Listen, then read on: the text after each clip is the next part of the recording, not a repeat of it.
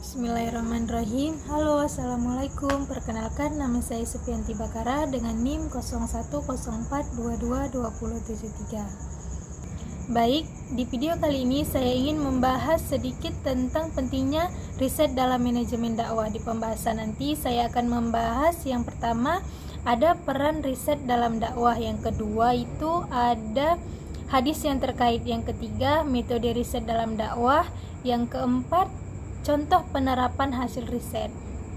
Baik, saya akan menjelaskan poin yang pertama, yaitu pentingnya riset dalam manajemen dakwah.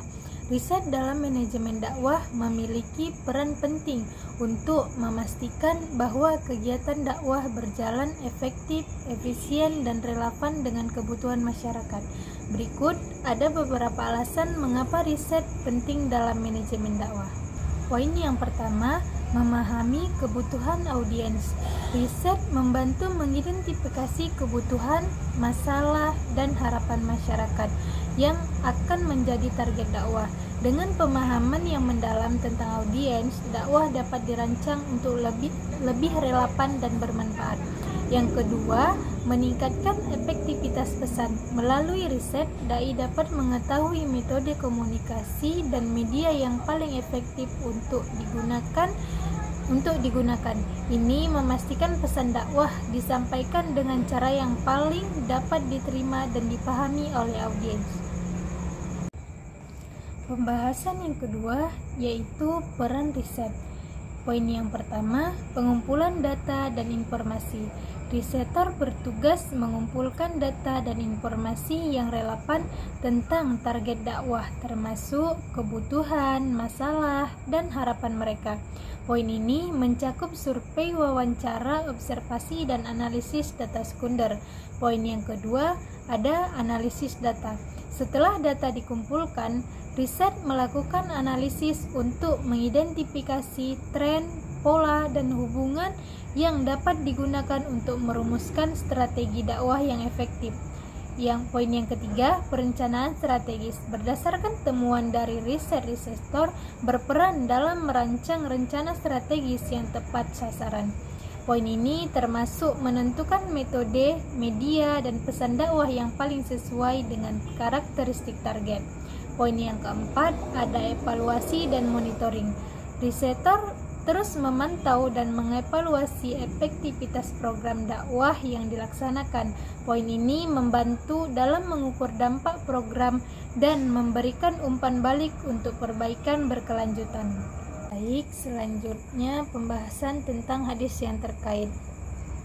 Ma min nabiyyi ba'athahullahu fi ummatin qalbi illa kana lahu min ummatihi hawariyuna wa ashabu ya'khuduna bisunnatihi wa yaqtaduna bi amrihi thumma innaha takhlufu min ba'dihim khulufun yaquluna ma la yaf'aluna wa yaf'alun ma la yu'maruna faman jahadahum biyadihi fahuwa mu'minun walaysa wara'a dzalika minal iman habbatun khazdala rahu Muslim min babil iman, yang artinya tidaklah seorang nabi yang diutus Allah dari umat sebelumku kecuali dari umatnya terdapat orang-orang Hawariyun atau para pembela dan pengikut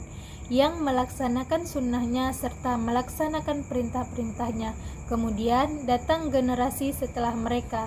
Mereka mengatakan sesuatu yang tidak mereka kerjakan dan mereka mengerjakan sesuatu yang tidak diperintahkan. Pembahasan selanjutnya adalah metode riset dakwah. Di dalam metode riset dakwah ada beberapa poin penting.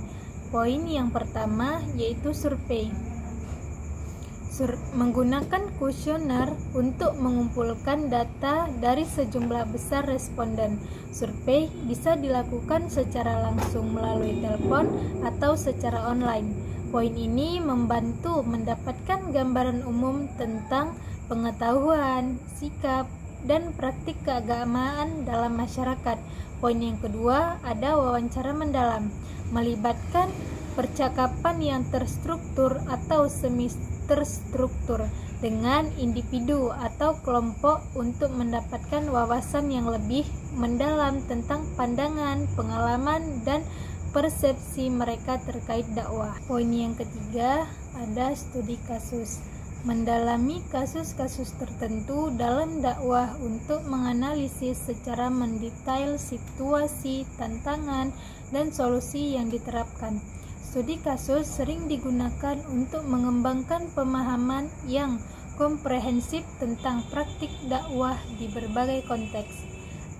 Poin yang selanjutnya ada analisis dokumen, melibatkan pengumpulan dan analisis berbagai dokumen seperti buku, artikel, laporan, dan materi dakwah lainnya untuk memahami sejarah, teori, dan praktik dakwah. Poin yang selanjutnya, Focus Group Discussion atau FGD, mengumpulkan sekelompok kecil orang untuk berdiskusi tentang topik tertentu terkait dakwah. FGD membantu mendapatkan berbagai perspektif dan ide dari peserta. Penjelasan yang selanjutnya adalah tentang contoh penerapan hasil riset. Berikut ada beberapa contoh penerapan hasil riset. Poin yang pertama, pengembangan program dakwah berbasis kebutuhan. Hasil risetnya, survei menunjukkan bahwa remaja di daerah tertentu memiliki pengetahuan agama yang rendah namun sangat aktif di media sosial. Penerapannya, mengembangkan program dakwah berbasis media sosial yang interaktif dan menarik untuk remaja, seperti video pendek, infografis, dan kampanye media sosial. Poin yang kedua, modifikasi materi dakwah. Hasil riset, wawancara mendalam menggunakan bahwa masyarakat merasa materi dakwah terlalu teoretis dan sulit dipahami. Penerapannya, menyederhanakan materi dakwah dengan bahasa yang lebih mudah dipahami dan menggunakan contoh-contoh praktis yang relevan dengan kehidupan sehari-hari. Poin yang ketiga, ada pelatihan untuk dai atau penceramah. Hasil riset, analisis menunjukkan bahwa para dai kurang terlatih dalam teknik komunikasi yang efektif. Penerapan, menyelenggarakan pelatihan intensif bagi para dai dalam teknik komunikasi, penggunaan media sosial, dan pendekatan dakwah yang berbasis psikologi komunikasi. Poin yang keempat, penentuan lokasi dan waktu dakwah. Hasil riset, observasi partisipatif menemukan bahwa masyarakat lebih mudah menerima dakwah pada hari-hari tertentu di lokasi tertentu, seperti pasar atau tempat umum. Penerapan, menjadwalkan kegiatan dakwah pada hari-hari dan lokasi yang telah diidentifikasi sebagai paling efektif untuk menjangkau masyarakat. Nah, itu saja yang dapat saya jelaskan dalam video kali ini. Terima kasih kepada teman-teman yang sudah mendengarkannya, dan saya memohon maaf atas segala kesalahan dalam penjelasan saya tadi.